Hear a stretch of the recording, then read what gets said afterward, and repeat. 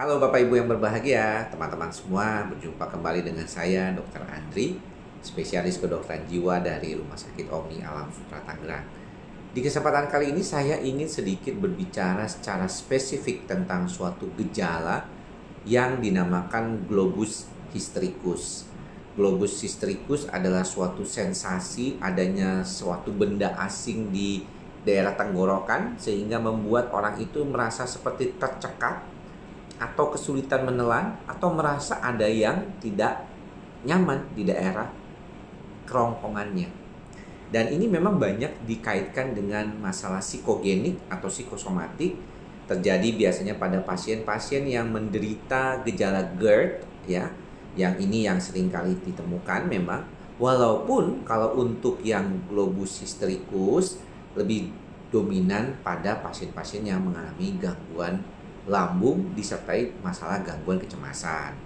Jadi mungkin Bapak Ibu pernah merasakan ya adanya perasaan seperti tercekat ya, nggak bisa nelen ya.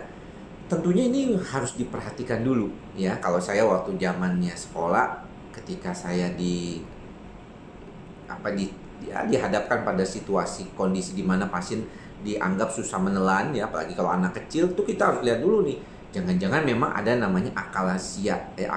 Akalasia itu sebenarnya adalah suatu kalau kita bilang tuh bagian yang mengecil dari kerongkongannya. Ya, akalasia ini memang suatu gangguan yang perlu diperbaiki segera. Biasanya cukup bisa dengan operasi.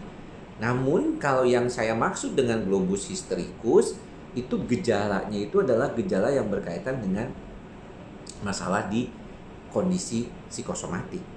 Orang yang mengalami gejala globus hystricus ini biasanya memang mengeluh selain daripada tercekat, pada kondisi lainnya dia juga bisa berdebar-debar, rasanya seperti mau muntah, bloating, atau kondisinya ya seperti melayang. Jadi pada kasus-kasus gini banyak ditemukan juga pada orang-orang yang mengalami gejala gangguan kecemasan panik. Nah, menariknya globus hystricus ini lebih banyak ditemukan pada pasien-pasien yang datang ke dokter di beberapa kasus gangguan psikosomatik. Dan kalau kita melihat di beberapa literatur memang lebih banyak terjadi pada kasus-kasus perempuan ya, pada perempuan lebih dominan. Dan penelitiannya ini seringkali gejalanya dikaitkan dengan perasaan menelan ya pada saat menelan itu. Dan memang kita lihat ada beberapa kondisi yang disebut hysterical ini, ataupun yang sebenarnya merupakan kondisi stres yang terlalu stres sehingga menyebabkan terjadinya globus hystricus, itu tidak terlalu mudah dipahami ketika kita hanya mendekatkan pada sisi keluhannya saja.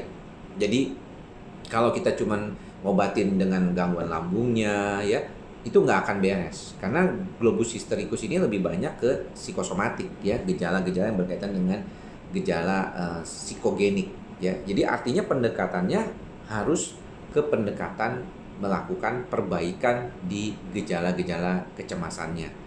Nah, selain daripada globus hystricus yang paling sering ditemukan juga memang rasa sakit ya di daerah sini ya, bukannya heartburn ya, bukannya dadanya panas, tetapi rasa sakit ya, seperti kayak cekit-cekit gitu ya. Dan ini rasa cekit-cekit ini juga yang seringkali terkait dengan masalah gangguan cemas. Tapi ini disebabkan karena otot ya, jadi ototnya nih yang nggak nyaman.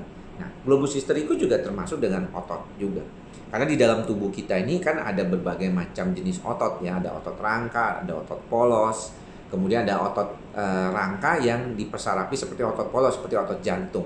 Jadi otot rangka itu biasanya kan kita secara volunteer ya, jadi sengaja kita melakukan seperti ini. Kalau otot rangka, otot polos itu dia jalan sendiri, kayak di otot lambung itu kan biasanya itu di dalam peristaltiknya itu dia gerakan-gerakan lambung itu terkait dengan sendirinya. Nah, sedangkan ada beberapa otot yang sifatnya otot rangka tapi dipengaruhi oleh sistem saraf otonom parasimpatis dan simpatis. Ketika terjadi suatu keadaan cemas, ada pikiran cemas di otaknya, dia langsung berasa nggak enak.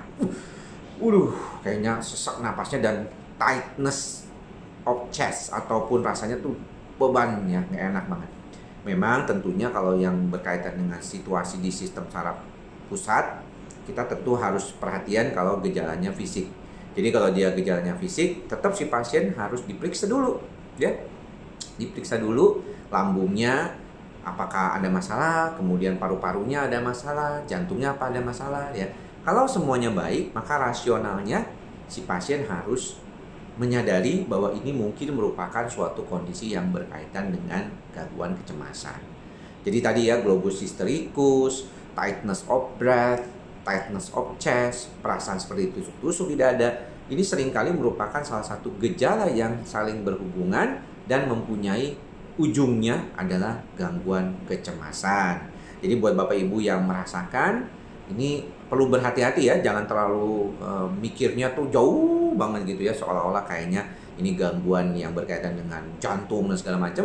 Kalau nggak ada apa-apa, semuanya beres, EKG-nya semua oke, nggak ada masalah, maka mungkin ini adalah suatu kondisi yang berkaitan dengan gangguan kecemasan. Dan itu bisa disembuhkan ya Bapak Ibu, jadi bisa diperbaiki di sistem saraf pusatnya, dilakukan pengobatan, relaksasi, dan akhirnya bisa menjadi lebih baik lagi, bahkan bisa sembuh sama sekali. Demikian apa yang bisa saya sampaikan dengan tema globus hystericus tadi. Mudah-mudahan Bapak Ibu bisa membantu diri Bapak Ibu lebih baik dan memahami kondisi ini jauh lebih baik lagi. Terima kasih atas kesempatan yang diberikan untuk tetap mengedukasi. Sampai bertemu lagi di lain kesempatan. Salam sehat jiwa. Bye-bye.